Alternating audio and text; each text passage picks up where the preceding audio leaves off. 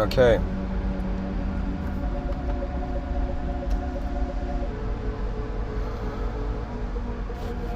Hello everyone, I wanted to record a quick episode.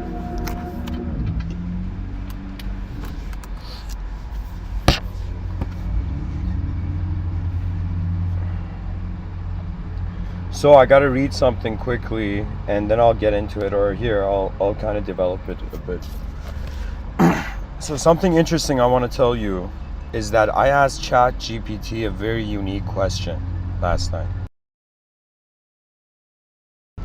And I have no idea how this question arose to me, but I asked the question and ChatGPT, this AI service, gave such a unique answer that I was like, yo, this is worth an episode.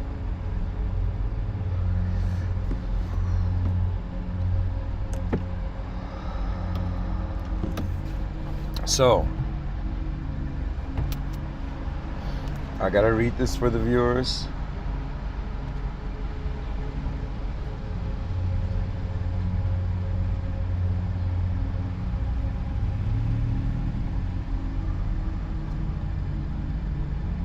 Okay.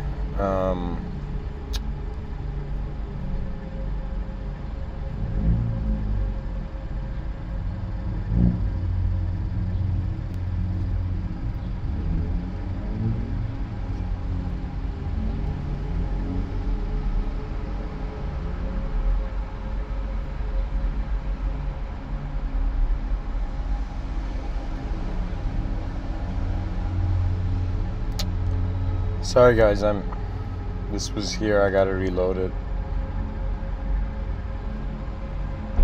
I think this will be a very interesting episode if you bear with me. Oh my god. Okay, there we go.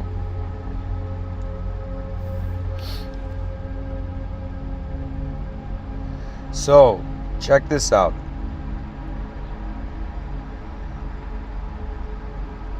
So guys, this is the ChatGPT discussion I had. I'm gonna read for you.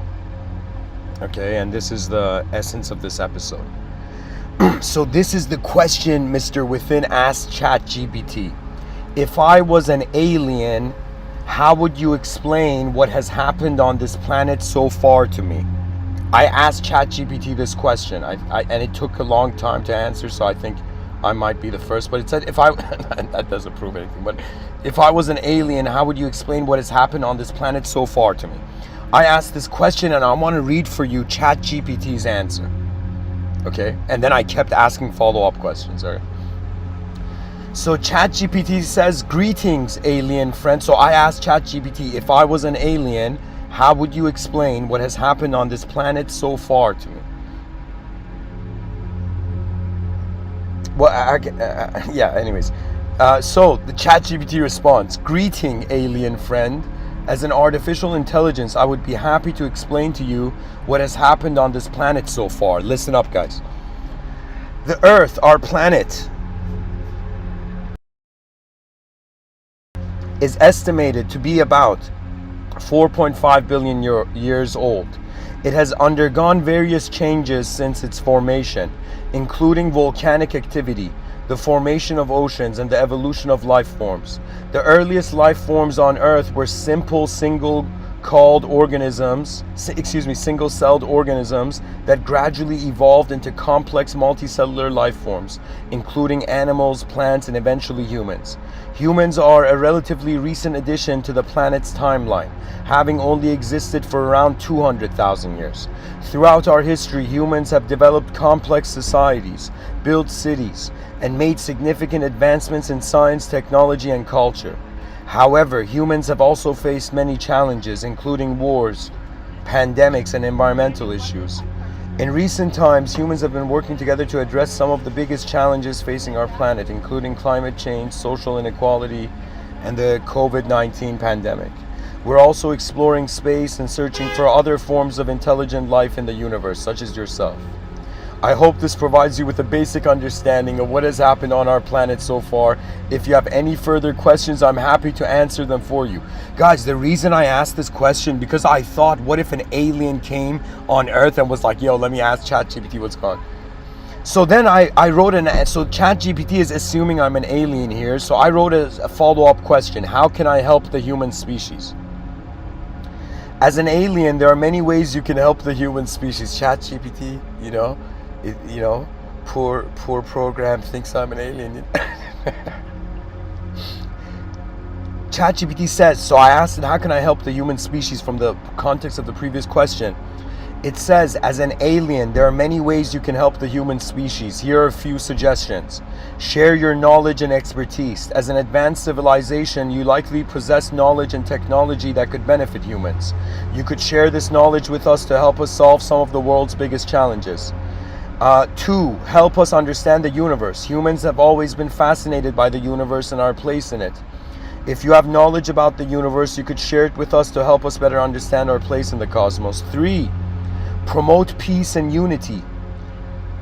ChatGPT is saying this to the alien, asking how can I help the humans. So it says, promote peace and unity. Humans have a long history of conflict and violence, which has caused a lot of suffering. If you could help promote peace and unity among humans, it could have a significant positive impact on our species. 4, assist in scientific and technological advancements. As an alien, you may have access to advanced technology and scientific knowledge that could help humans make great leaps forward in science and technology.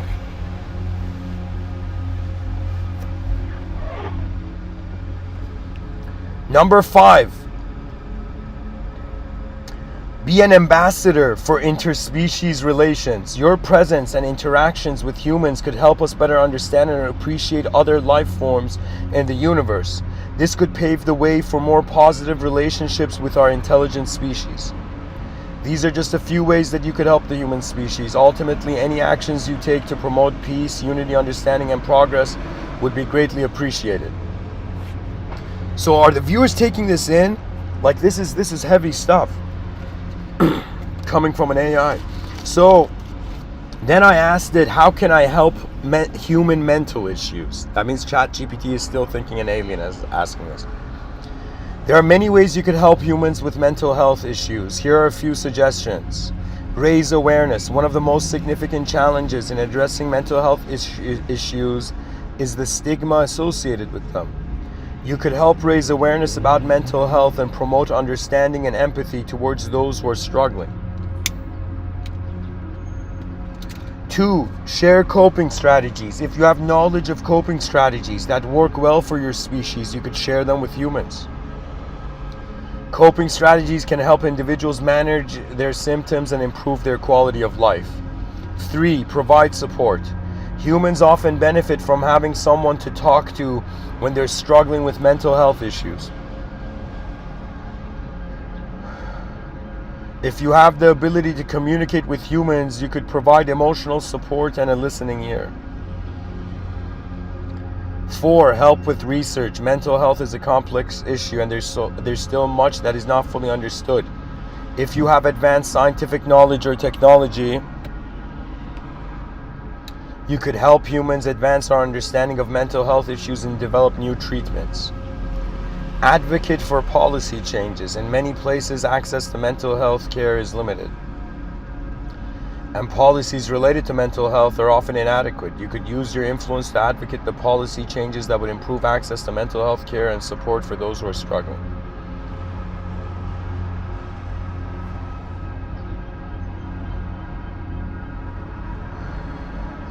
These are just a few ways that you could help humans with mental health issues. Ultimately, any actions you take to promote understanding, support, and progress in the field of mental health would be greatly appreciated.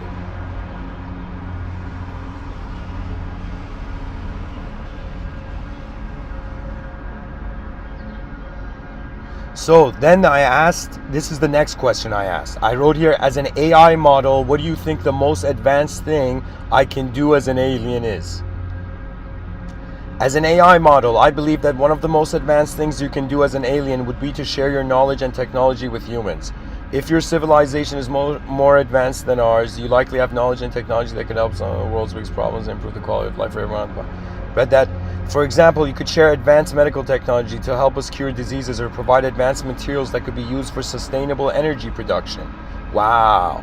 You could also share knowledge about advanced propulsion systems that could help us travel faster and further in space, opening up new possibilities for exploration and discovery. Additionally, you could help humans better understand the nature of the universe and our place in it. You could share knowledge about advanced scientific principles like quantum mechanics or string theory.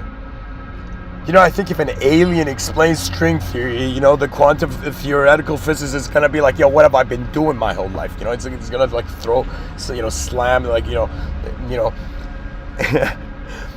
jab like Mike Tyson the chalkboard the guy's been writing formulas on. You know.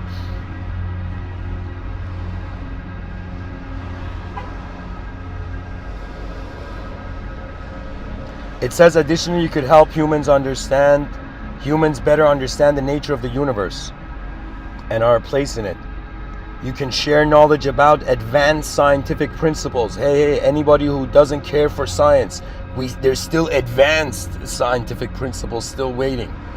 There's undiscovered areas in everything. That's really one of the beginning things you learn in human life, is that you gotta kind of like choose a craft and begin mastering it and training.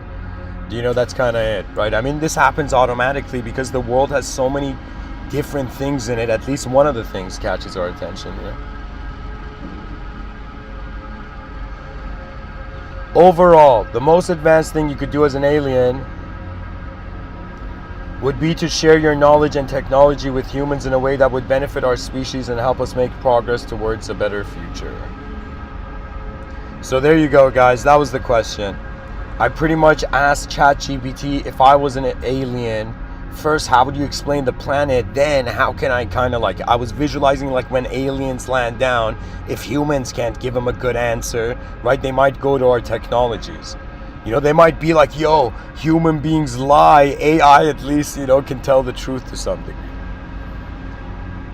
Even though it's all fabricated. Like, do you understand the thing about technology? Like when you see a computer, when you see a printer, when you see a car, the beautiful thing about these are that they are mechanisms, but they don't have an ego. Like your car doesn't have an ego. Do you know, like when you don't wash it, it doesn't say, hey man, what are you doing? You know, the car doesn't have a personality. I don't know, maybe Elon Musk is working on that. Where the car's gonna be like, hey man, you should have paid less for this car. You know? You're like, man, I should have bought this car before I bought this car. You know? Oh man. Anyways, dear humanity, in this episode, I've also written in the subtitle, the stars have landed. The stars that landed, excuse me. The stars that landed. And I'll tell you something that was going on through kind of like my inner, something I was contemplating in my inner realms, okay? I was thinking that as a human being, I've honestly reached this point where I've talked too much. And I have to go do something before I die, or it'd be kind of lame. You know, something in regards to infrastructure, I mean.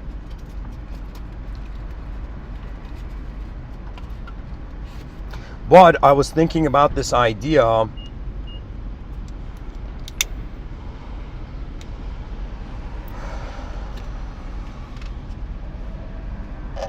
as soon as I'll drink this iced cappuccino, I will tell you. They've made these straws, like these plastic straws. Sorry, not these plastic. In Canada, they have these paper straws. Some people in third world countries, developing countries, are going to be like, what? What did I just hear?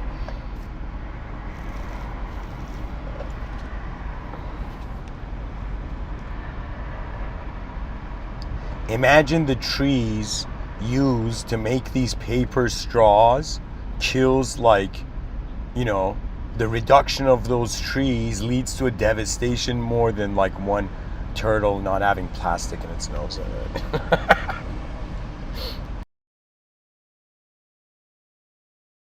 It is pretty tough though. I mean, we got to take care of our ocean.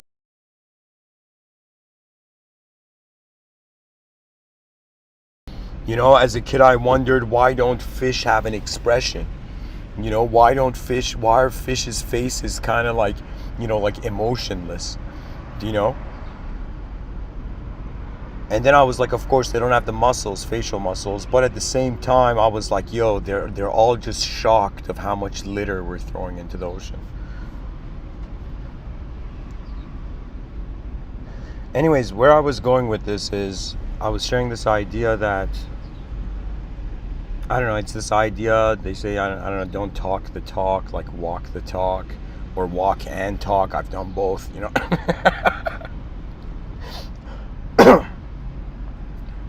But no, I need to walk the talk. And the talk that I've given has been on the advancement of civilization. So I was thinking, okay, man, you're this guy who's given like, okay, you've given some talks on the idea of the advanced civilization. Now, how would you behave? Like I was thinking about like, how should I go about this?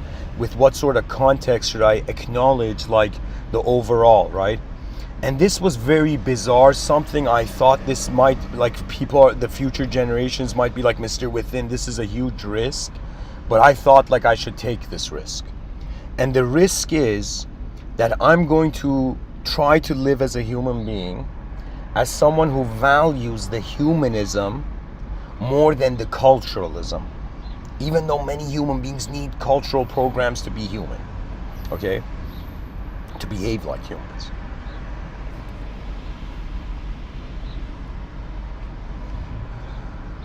I mean, on some level, this world is such a fascinating place because it's just objects moving, and their movement, in some sense, subjectively contextualizes as their experience.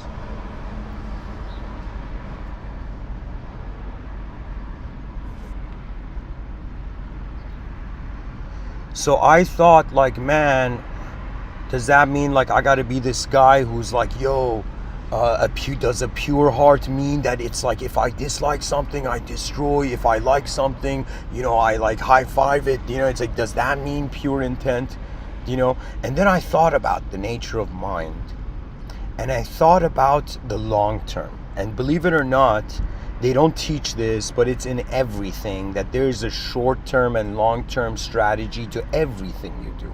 Anything. Before I gave this talk, thinking of the short-term, long-term. Short-term, how am I going to start the talk? Long-term, I know where the talk's going. Do you know? And once you have these strategies, you calm down. But when I was younger, when there were these PowerPoint presentations, right? And I was in high school, I remember I had to give a PowerPoint presentation on Dante's Inferno, the 7 upper worlds and the 7 lower worlds. And I was pretty much explaining like heaven and hell to like a classroom of kids who were like, yo, why are we relearning this in school? Do you know, they say there are classics in literature, but some of them are kind of like, do you understand? The more we go into the future, the more our preference changes. Some ideas may be eternalized, right? But they have to be readjusted a little bit. Do you understand?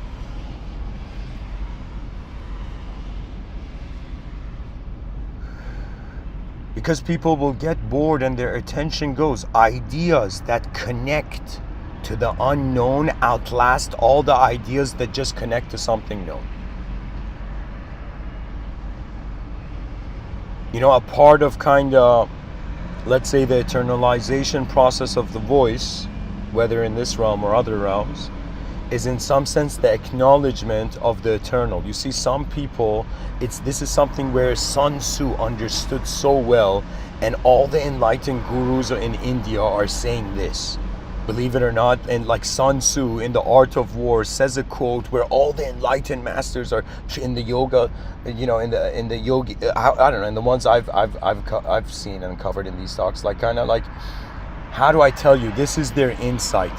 Don't go to the battlefield until you're victorious. Until you see your victory. So what that means is you enter a battle when you have considered a victory. Right? So that means in your mind, let's say you have 2 UFC fighters, okay?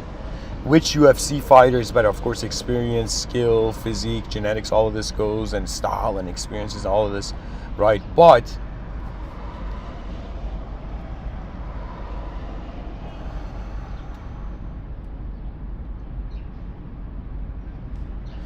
The UFC fighter that in his mind already sees his opponent defeated is the one who deserves to win. You might not believe this, but this is it. Okay? In Zen, when I say it parallels to enlightenment talk, this warrior talk, right? It's in it's like, yo, is this warrior enlightenment talk? You know?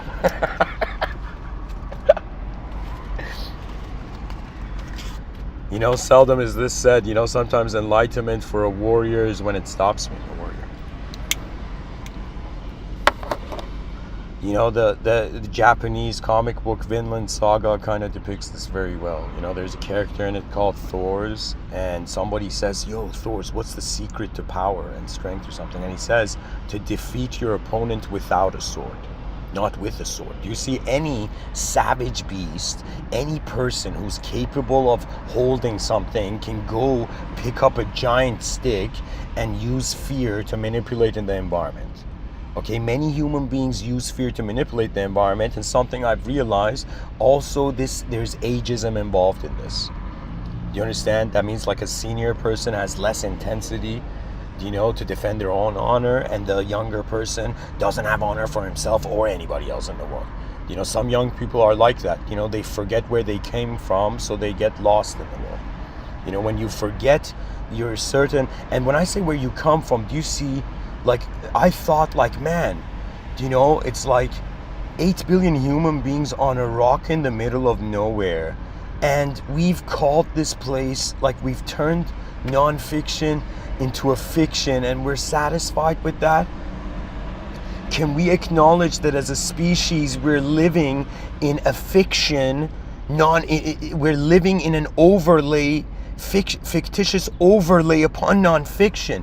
Who has dared say that we are material here? What freaking noob has been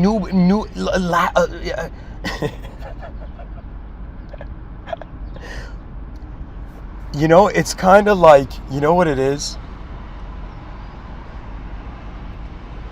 It's like, imagine you go to a movie theater, or let's say you go to a theater, okay, old school theater, with the happy and sad mask and shit, you know? And so let's say you go to this old school theater, and you see that there's a play, and you come in mid-performance of the play, and you start tearing up, and it's a next level play. Then imagine you ask, who wrote this play? Who wrote this play? Is there a director to this play? And imagine a group of people come and say, a group of people in the audience, they're like, no, dumbass, this play was not directed. This play, after millions of years, do you understand, happened. And the people in the audience is like, oh yeah, there is no director. And the director is like crying. It's like, why isn't anybody coming to sign, you know, wanting autographs? Do you know what I mean? The director's waiting alone, and people don't believe the play had a director. Do you understand what I'm saying? That's what I'm saying.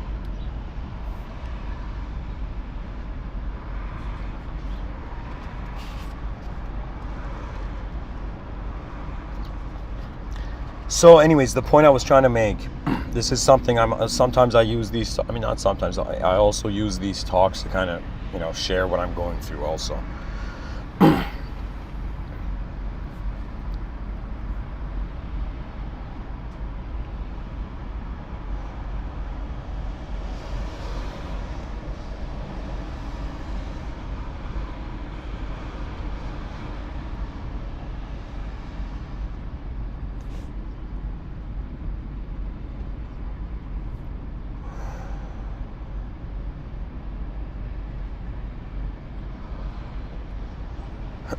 Excuse me.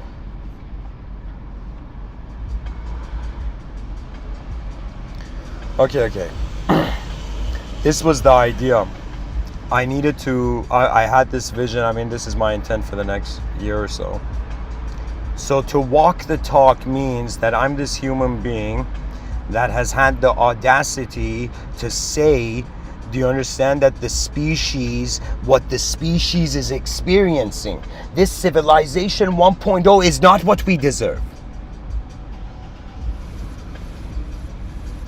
Do you understand? It's like when there's a staircase to paradise and you take the first step, that it's like you don't just deserve to stay on that step. There are so many steps ahead. There are so many states ahead. And guess what? If there is a chance, make it a coin flip that you don't die, that something is here forever. What sort of responsibility does eternity need to have? You know, I said something once to my brother. I thought it was like too heavy. You know, I thought it was like too sudden and deep for him. You know, of course, you know, he's a very, very, very deep individual himself. But once he called me and he said, "How are you doing?" And I was having such an existential day, and I'm like, "Nothing, man. I was thinking about what I'm going to do after this life." And how many of us think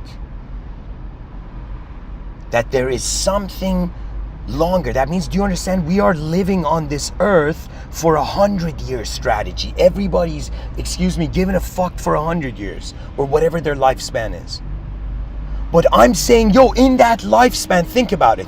A human being is born and it's part of a species. It's in a collective place by design.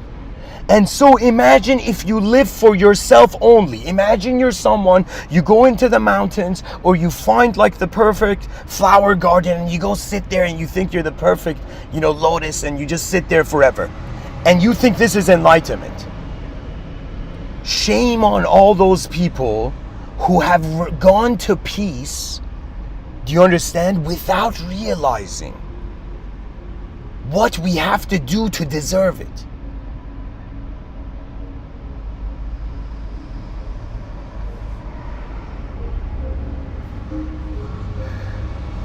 I decided, and this is difficult, but this is what I'm pushing myself towards, that I have to treat in this lifetime every human being is the human family. End of story. That's it. And I sat down and I thought, like, can I accept this? I have a twin brother. That's as far as sibling emotions go. I have close friends, of course, but sibling emotions are something else. And so I thought, just like I care for my brother, just I care for my twin brother. So as if people don't realize how twins have such a strange karma. They are destined to look at the other that looks like them. That means twins are learning from each other's egos from the moment they're born. Sorry, not each other's egos. They're learning from each other's presence. That's how it goes. You might not believe it, but I think behind every great movement, there's a twin involved. Maybe there were like two twins who helped Martin Luther King, two twins who helped Gandhi. Probably no. Imagine in the future they create an island called Twin Island, and only if you're a twin you're allowed to go. Somebody go make that movie and give me credits.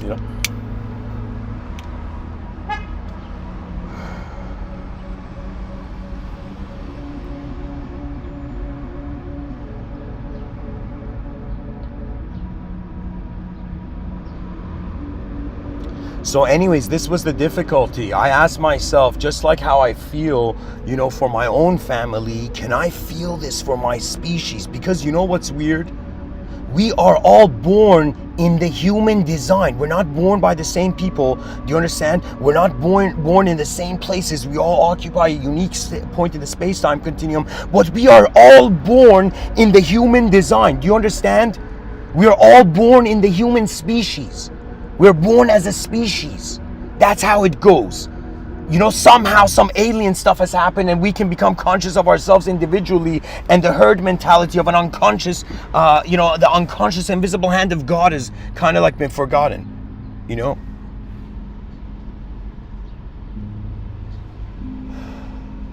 Oh, thank God the song became more relaxed.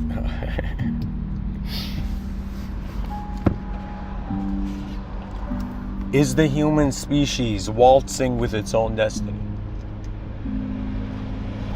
In an unknown, in the void, actually. So this is the challenge, this is, I'm what it is, since being, just from the beginning of my life, I'm so used to just walking alone in certain things. You know, just walking alone is so natural to me that I sometimes I have to kind of like, believe it or not, movies help with this, you know, to kind of get a sense of like, you know, like it's like, I think it's fair to say that there is direct leadership and there is indirect leadership. And indirect leadership arises out of competency. Direct leadership arises out of conscious strategy to the most important variable in the moment. So my challenge is, this is what I'm trying to do, you know, and be like, yo, what if every human being was family, you know? You know, like I like the Godfather vibe movies, you know, I'm not saying like a mafia or something, but I'm saying like just the idea that, you know, if extraterrestrials come land on Earth, you know, it's like our species knows itself. Do you understand? Mr. Within has come here to just place a mirror in front of the eyes of a species, a collective being. You know, you might not believe it, but you know why? It may appear, you know what's funny? It's like in the outer realms, it may appear as 10,000 talks, but in the inner realms, it's just one talk to one collective being. And it's as if life is speaking to death before they both disappear, because there's something else going on. That's how the world works. The world dies too. It's like we don't know what the age of our moment is, you know, like the age of our era, you know. Yeah, I'm not finding the right words, but you know what I mean.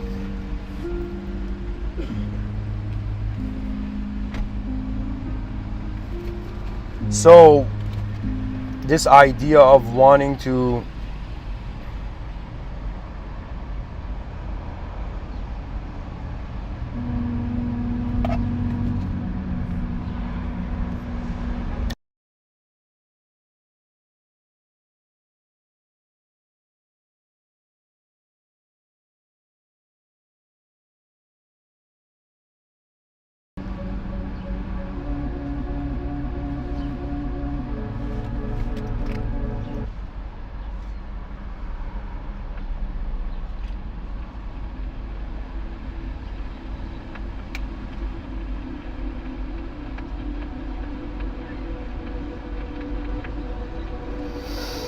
okay.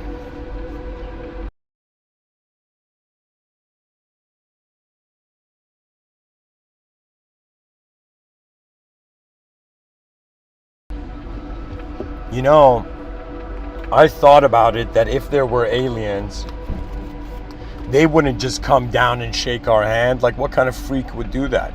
You know, they would first test the waters, and they will in some sense maybe contact an individual, or they may in some sense try to see if the collective mind of the species can confront more than itself, but it obviously can't.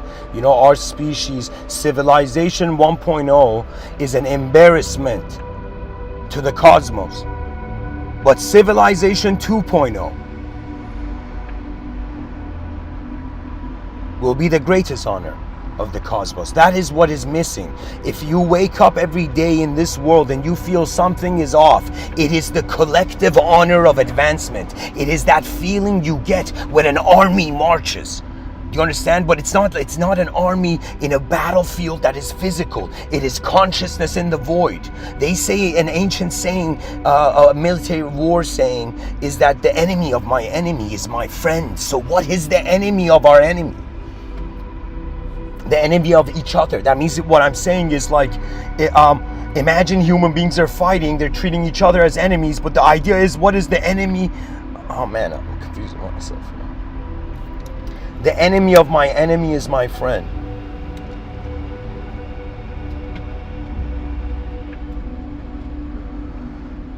The great war is consciousness against the unknown.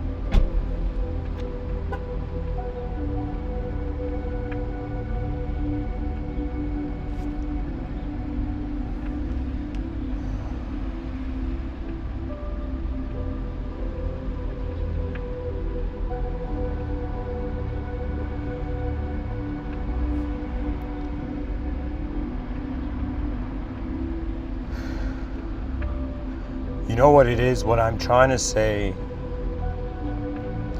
is really that, you know, the unifying factor of our species can come from three angles. Okay, there's three ways right now to unify the species. Two of them has been attempted. I have I am going with the third way. Okay, I'm in some sense, making my own road here.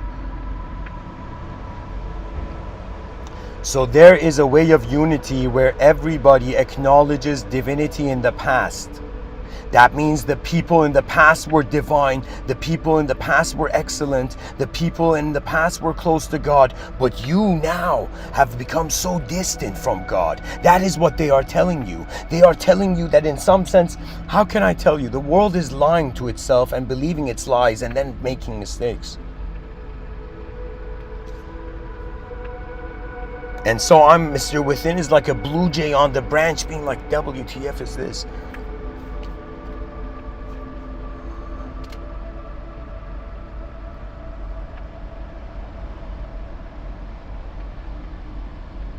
I don't know why, but I feel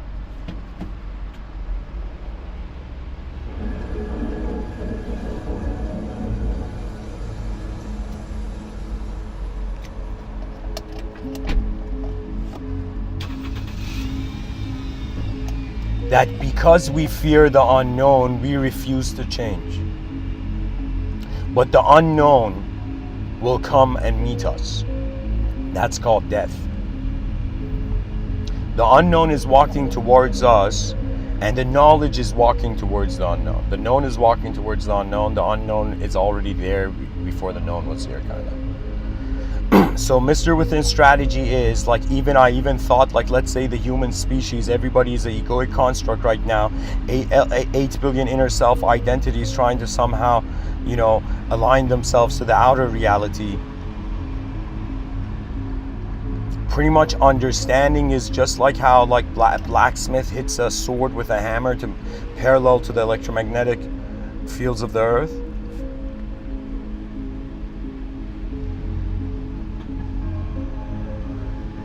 It's kind of like we start off as these abstract fantasy creatures of our own minds, and then when we actually interact with the outer realms, we have a chance to realign the world that only we saw to the world that everyone sees.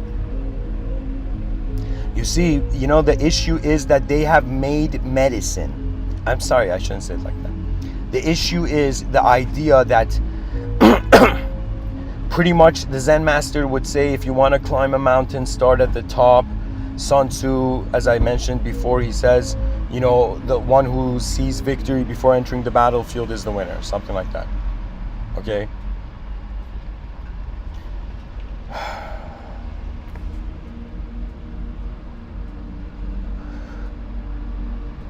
Your truth is either in the past and you're trying to become similar to it even though you never will be. Your truth is either an attributeless, timeless present.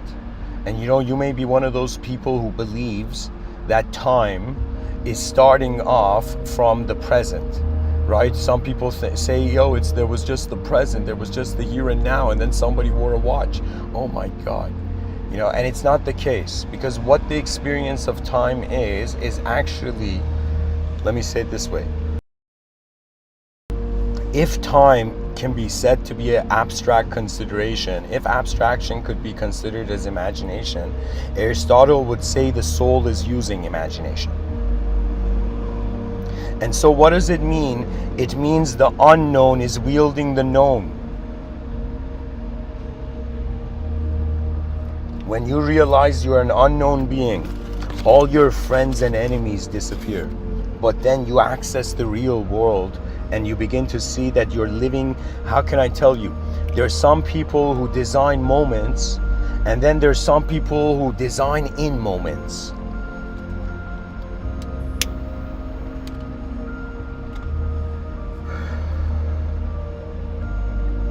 It's just this view that some people, everybody's going to the here and now, dehumanized oneness. Nah, that doesn't work.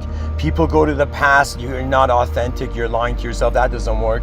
So the only thing, the only divinity that is authentically accessible to humanity is a new divinity. A divinity not tainted by language. A divinity so directly, so experientially pure, that if in 1,000 years our minds move faster than our bodies, we will still care to be our bodies. Because the wisdom of the world, Gandhi said something where I feel he probably saw like 1,000 years ahead or something. There's a reason they call him the Mahatma. Atma means soul, Maha means great. Mahatma means great soul. You know, and in the esoteric Western tradition, they call it Grandmaster. You know, but these are all, everything is an archetype until you realize that what is moving is not an idea. And then you're freed from ritualism, unnecessary ritualism. So, what is the idea? Let's say a few chess moves. And what would these chess moves be? First, understanding it cannot be done alone. Whoever is seeking advancement alone, it cannot be done alone. The advancement of the world, your own advancement, sure. You know, compared to your past self, just do a few more push-ups and you're way more advanced. You know? But I'm saying, the world is something that we think we are not advanced because we have separated from the whole thing. Do you understand? We're multidimensional beings. We haven't been taught how to use life because we haven't wondered what it is. And the reason we haven't wondered why it is because we have been occupied. Occupied by what? Distracted by what? By stories that were hollow. Like there should be a huge university lecture and course on like hollow promises and wishful thinking. You know, for me, you know what it is? I have a sort of selection process. So this is something I'm even now, how can I tell? Okay, so what it is any situation I come in, right? First, I know that it's my responsibility to know where I am. Because who else can know it? I'm like, if I wonder what I have control of, right? I have control over myself, and I have control over what this self generates.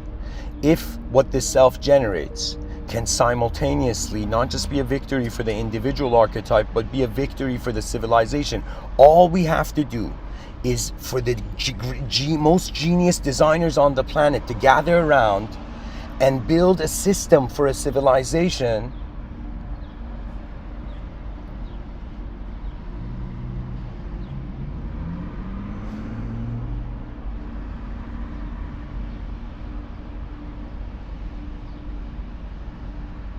I don't know how to say it.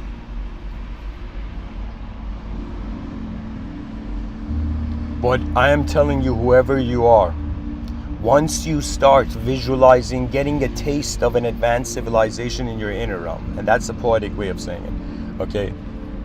What I mean by that is once you begin to see how great the future can be, suddenly something changes and your conscience begins to smile, well, as if it's holding a lantern and running in the darkest forest with the greatest confidence. Why?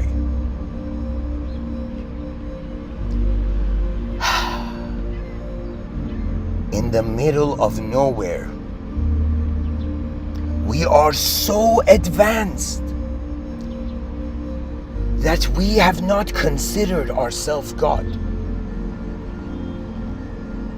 It's as if we are like it's like, you know what it is? It's like an energy in the room and parts of it have shape and you're like, what do you do?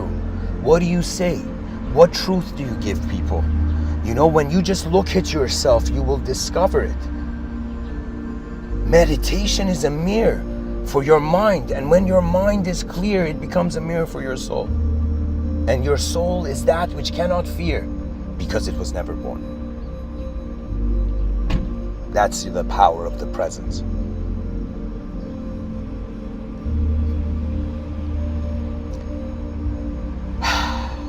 It's as if a human being opening its eyes in a world and being like, wait a minute, it all ends. So what does that mean? We are afraid of the design of the world. It's like we've gotten on the roller coaster ride and we're like, man, we don't like the roller coaster ride, but we're on it.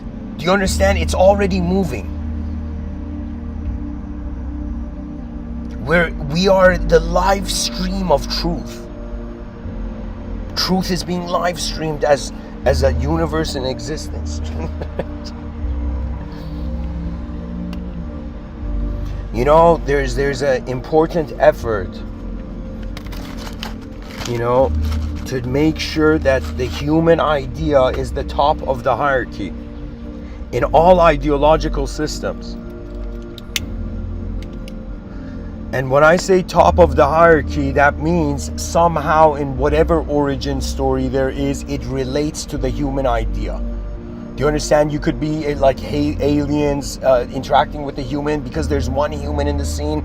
In that story, it's still human. You understand? We have to preserve, like there's pretty much, guys, there's one task for this, one thing the species has to do. Keep the flame, the candle, flickering candle flame of biological inner and outer naturalness alive. That means we all have to put our hands over and defend this flame. And what that means is we're all living so the future can live better. I mean, what else? What else can you define as victory? I have sat down and I have thought, let's say there was someone who's like Hitler. He's like, I'm going to conquer the world. Or imagine like ancient emperors. They're like, I'm going to conquer the world.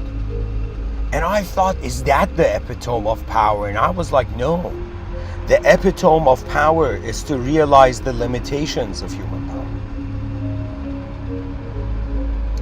Because it is much better to be a fool in truth than to be a master in the artificial. This is why the wise, when they feel they're walking the wrong way, they release themselves, just like an airplane, like a pilot ejecting from its, like the plane of existence, the egoic subtext.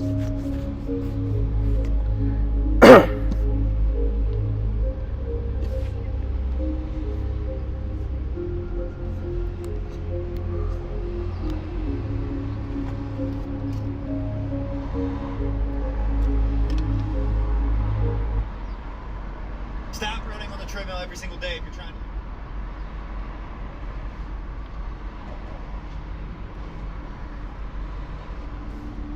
Man, if all these YouTube marketing people, gurus, YouTube gurus that are found in like endless ads, just authentically share your story.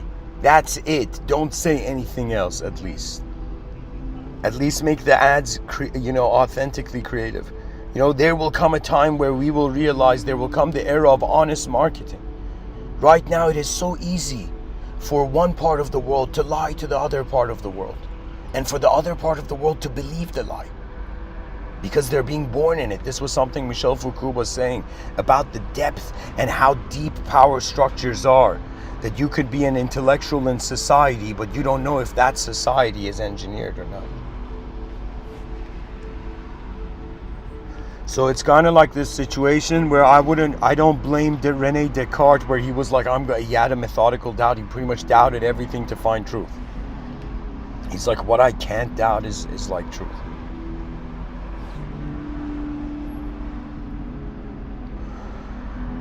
And he realized he couldn't doubt the doubter. And that's the thing. We can't find the one who's looking for the truth. Isn't that hilarious? We can't, like, people are looking for the truth. That means you can't find the truth, and you can't even find the one looking for the truth. That means who is looking for truth? Who are you before you're looking for truth? Have you wondered who you are before your eyes showed you films? And when I say eyes, I am talking about also your inner sight. Because inner sight is pretty much insight. I mean, come on.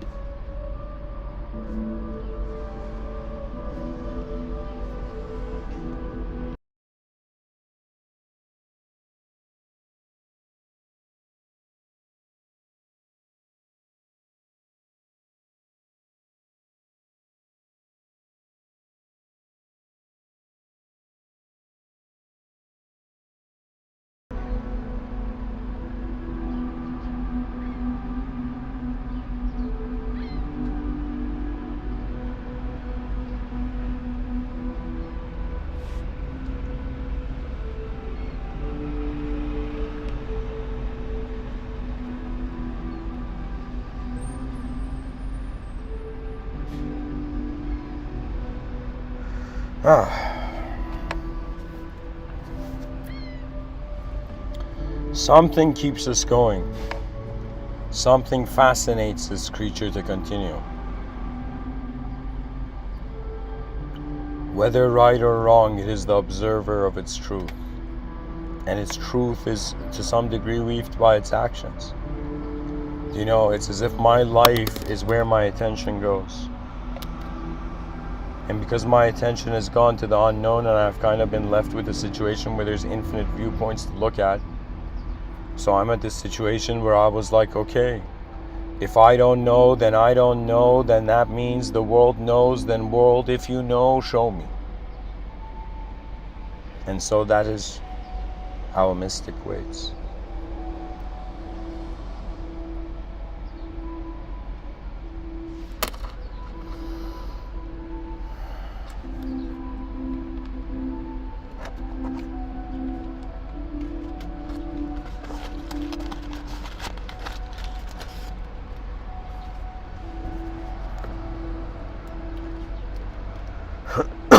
The stars that landed is a suggestion.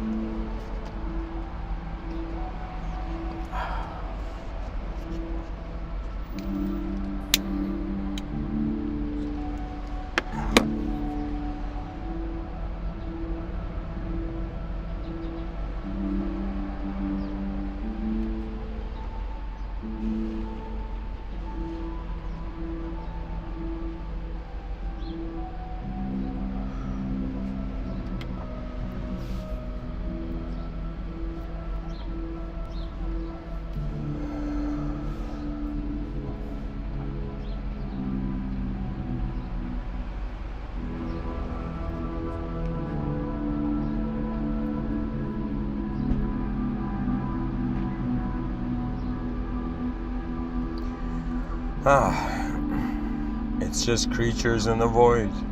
The greatest game to play is what we do with our own lives that end up becoming the lives of the future. If we're smart, we'll implement a win-win strategy. What that means is so how we go about building an advanced civilization. First of all, there's multiple ways, and it's not just like there's one way. But a strategy that I'm talking about in regards to Civilization 2.0 is that because there's 8 billion human beings, and each person is starting in their own inner realms, and then we all share one outer realm like a multiplayer online game.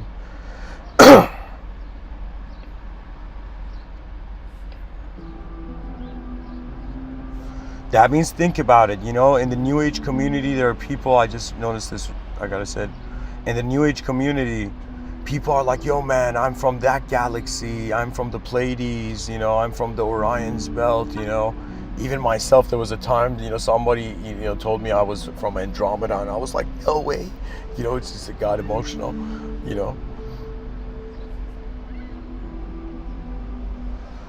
And you know, when that person, how would I say it?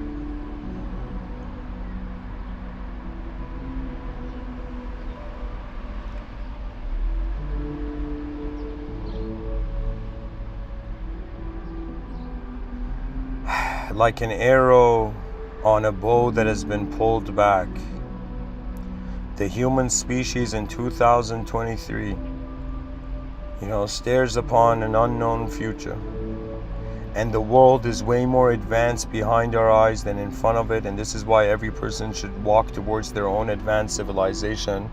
You will most likely find the others who see the same advanced civilization as you, and you will form teams. And then these teams will find other teams, and in some sense they will all come down to the, how would I tell you? It's the songs of the advanced civilization. There's a dimension that the human species has been devoid of. And right now the future generations laugh at us because we haven't realized how instantaneously we can activate it. And I want whoever you are to go and think, is there any honor to being a human being in the future?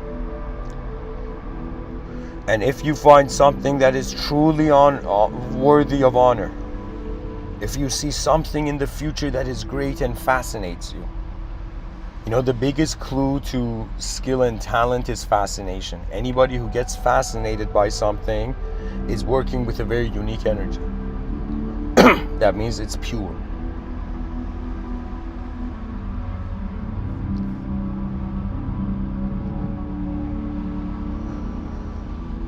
It's the essence of our character. We cannot hide how our mind has opened to the world, you know.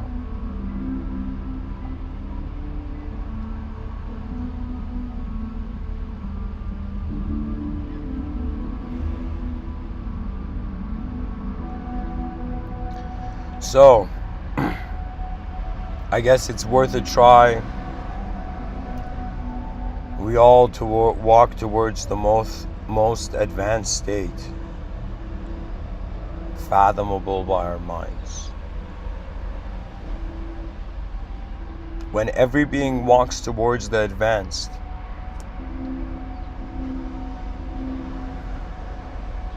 that's what you call, you know, the beginning of advancement.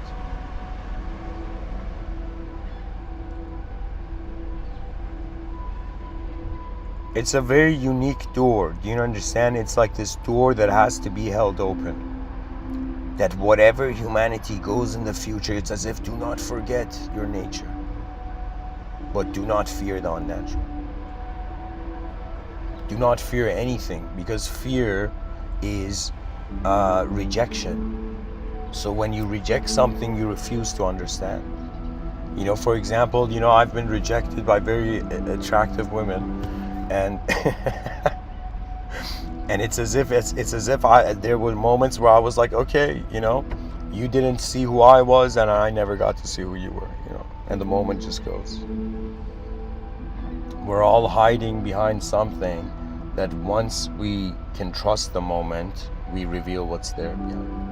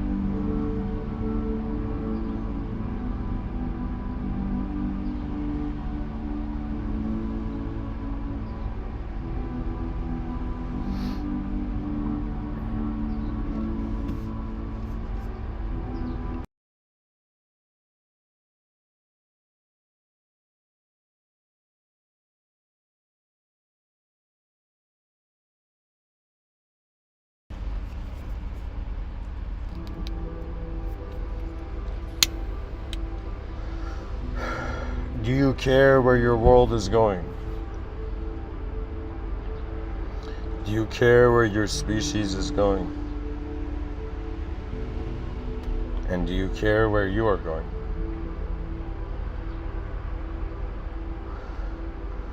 Life is so vast. It's such a giant event.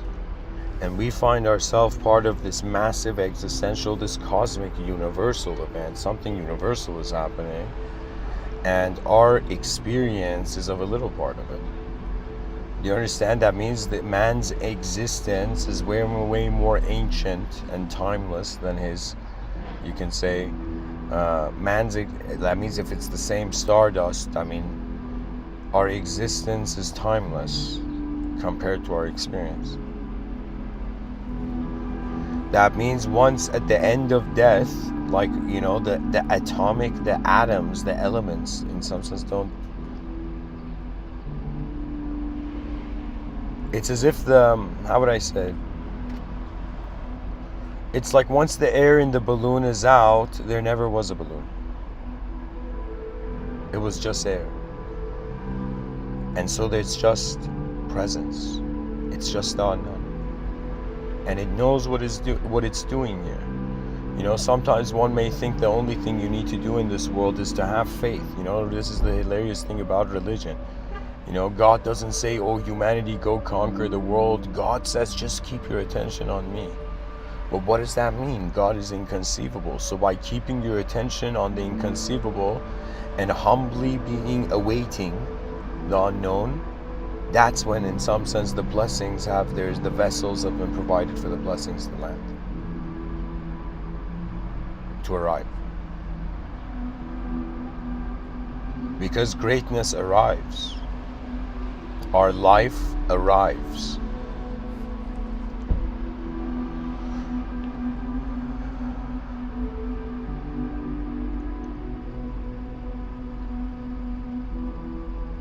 You know, just like imagine a rider on a horse. Now it's kind of like consciousness. Let's say a way more accelerated, like our mind can move so much quicker than our body. You understand? In my mind, I could visualize doing like 4 backflips before I can even attempt one. You understand? That means we could speed up events that we see from the outer realms. So like you see something, it copy pastes into your inner realms. In your inner realms, it can be incredibly sped up. You can play with it because there is no boundary. Just like you could visualize something floating. Oh my God, isn't gravity acting upon my imagination? No. It's your private corner of the world. Thank you for listening. Share, subscribe, comment, like, join, and if you care, wonder about the essence of your world. Rise, mankind, rise.